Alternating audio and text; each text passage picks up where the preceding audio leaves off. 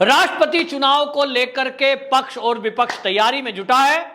ममता बनर्जी जी कोशिश कर रही हैं कि कोई ऐसा एक चेहरा राष्ट्रपति के लिए आगे लाया जाए जो एनडीए के कैंडिडेट के सामने टक्कर दे सके, लेकिन ममता बनर्जी की लाख कोशिश के बाद वो ऐसा कोई चेहरा ढूंढ नहीं पाई जो एनडीए के सामने टिक सके।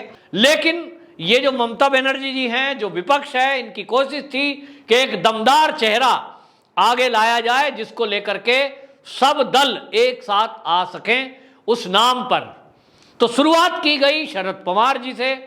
शरद पवार पीछे हट गए क्योंकि उनको पता है कि केंद्र में मोदी जी की सरकार है, मोदी जी के साथ गृह मंत्री अमित शाह जी हैं और उनके रहते भारतीय जनता पार्टी के चलते ये असंभव तो नहीं है लेकिन बहुत कठिन है कि एनडीए के कैंडिडेट को हरा सके।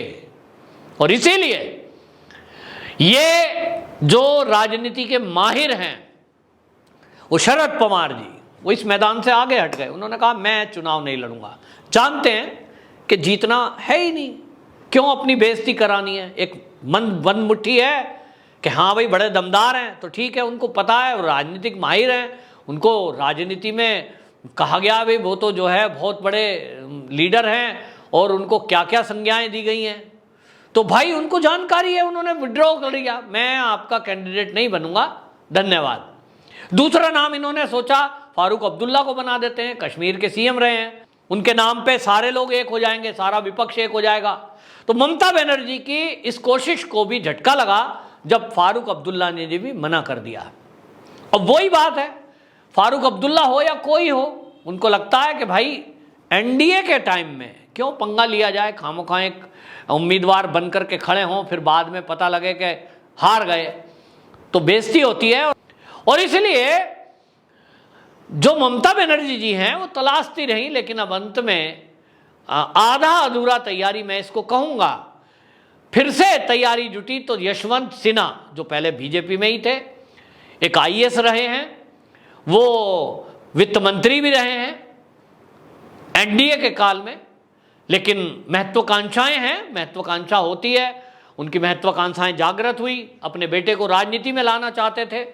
लेकिन भारतीय जनता पार्टी ने 2017 के चुनाव में ये तय किया था, 2014-17 जब भी चुनाव हुए हैं विधानसभा या लोकसभा के, कि भारतीय जनता पार्टी में उनकी जो संतानें हैं उनको नहीं लाया जाएगा, एक परिवार से एक ही व्यक्ति आगे रहेगा।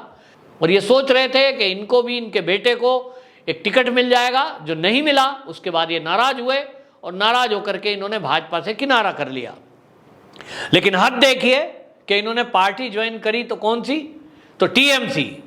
अब ये टीएमसी में उपाध्यक्ष थे, टीएमसी ने बड़ा कद इनको दिया, लेकिन टीएमसी में उन्हीं तरह की विचारधारा के लोग रह सकते हैं जो ममता बनर्जी को ही सर्वसर्वा मानते हों।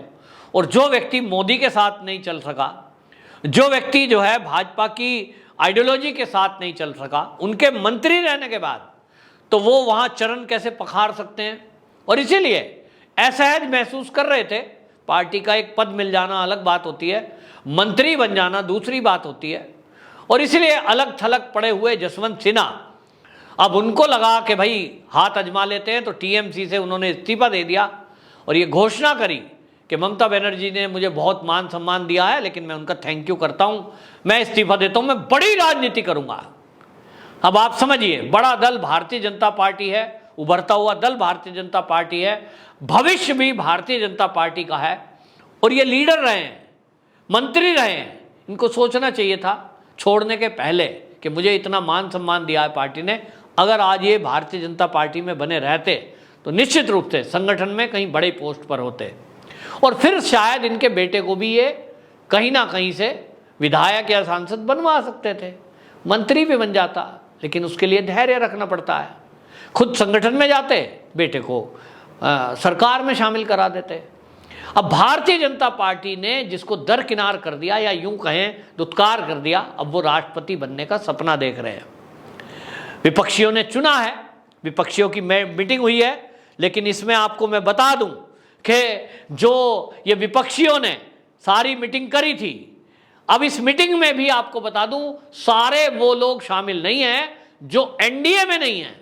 यानी एनडीए में जो उनके समर्थक हैं, मात्र अभी जो आज के आंकड़े हैं वो ये कि केवल 4000 इनको वैल्यू एनडीए को अपने कैंडिडेट को जिताने के लिए चाहिए, क्योंकि जो वोटों का आकलन है उसमें जो कुल वैल्यू है उसको अभी तक केवल 4000 वैल्यू कम पड़ रही है एनडीए को अपने कैंडिडेट को जिताने के लिए। और ये जब मैं बात कर रहा हूं ये तब की बात है जब इसमें महाराष्ट्र के जो अभी उठापटक हुई है ये अभी नहीं हुई थी, तब तक का आंकड़ा है।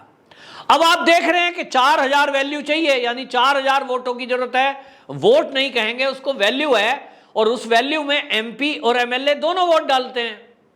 अब इसी बीच महाराष्ट्र में उठापटक हो गई, उद्धव सरकार गिरने वाली है, शिवसेना के एमपी भी वो भारतीय जनता पार्टी के साथ आने वाले हैं, और विधायक भी जिनकी संख्या लगभग अभी 50 के करीब है। और इसी बीच में अजीत पवार जो उप मुख्यमंत्री हैं महाराष्ट्र के और एनसीपी के लीडर हैं, पिछले दिनों सरकार बनाने का दावा कर रहे थे, उनके साथ भी जो खबर है 20 से अधिक विधायक वो टूट करके एनसीपी से अलग हो जाएंगे और अपनी अलग पार्टी बनाएंगे। और अल्टीमेटली जो एकनाथ शिंदे हैं वो शिवसेना से अलग होकर एक पार्टी बनाएंगे, उनके पास 40 एमएलए हैं, और जो अजीत पवार हैं उनके पास फिलहाल 20 हैं, लेकिन वो संख्या दावा कर रहे हैं कि 40 विधायक मेरे साथ आएंगे। मान भी लो 20 हुए तो 60 विधायक ये टूटने हैं महाविकास आघाड़ी से। निश्चित रूप से सरकार तो गिरेगी, ये जो लोग टूटेंगे, अब आप समझ लीजिए ये भारतीय जनता पार्टी के टच में है, और इनका जो वोट वैल्यू है वो केवल और केवल एनडीए को मिलने वाला है, या पक्का समझ लीजिए। तो राष्ट्रपति चुनाव में क्लियर कट तस्वीर है कि एनडीए का कैंडिडेट ही 100% जीतेगा। अब जिसको ये डाउट हो, इसमें भी अभी गणित नहीं लगा पा रहा है, तो ये वीडियो देख लें, और ये मनोज इनको भी भेज दें, जसवंत सिन्हा को भी, कि वो समझ लें कि वो भ्रम में ना रहें, क्यों अपमान कराने के लिए मैदान में खड़े होते हो। एक मत से राष्ट्रपति जी का चुनाव होने दीजिए, एनडीए के कैंडिडेट को मदद कीजिए, इसी में भलाई है। यानी इसमें अच्छा लगेगा कि एक जो हमारे देश के राष्ट्रपति जी के चुनाव है वो बिना विवाद के निर्विवाद निर्विरोध हो जाए, ज़्यादा अच्छा है, क्योंकि आंकड़े तो नहीं है।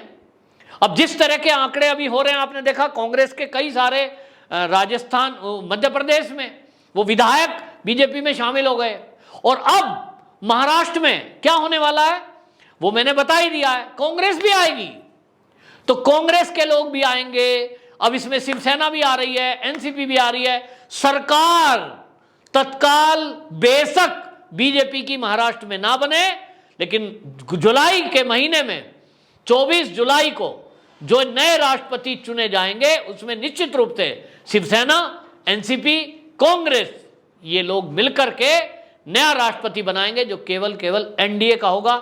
ये बिल्कुल पक्का है, और इसलिए आपको बता दूं कि ये जो ममता बनर्जी की मुहिम है कि वो अपना एक राष्ट्रपति का कैंडिडेट लाकर एनडीए को चुनौती देंगी, उसकी हवा फुस हो गई है, क्योंकि महाराष्ट्र में जिस तरह का गणित बैठा है। अब इसके बाद अगला आप बताऊं क्या होगा, हालांकि समय कम है, लेकिन कुछ ही घंटों में हो सकता है अगला नंबर राजस्थान का हो, और राजस्थान में भी इस तरह की तैयारी सचिन पायलट कुछ धमाका वहां भी हो जाए, तो निश्चित रूप से आप समझेंगे कि 2 राज्यों में भाजपा की सरकार और राष्ट्रपति जी एनडीए का, ये दोनों काम एक साथ जुलाई महीने में आपको देखने को मिल सकते हैं। वंदे मातरम।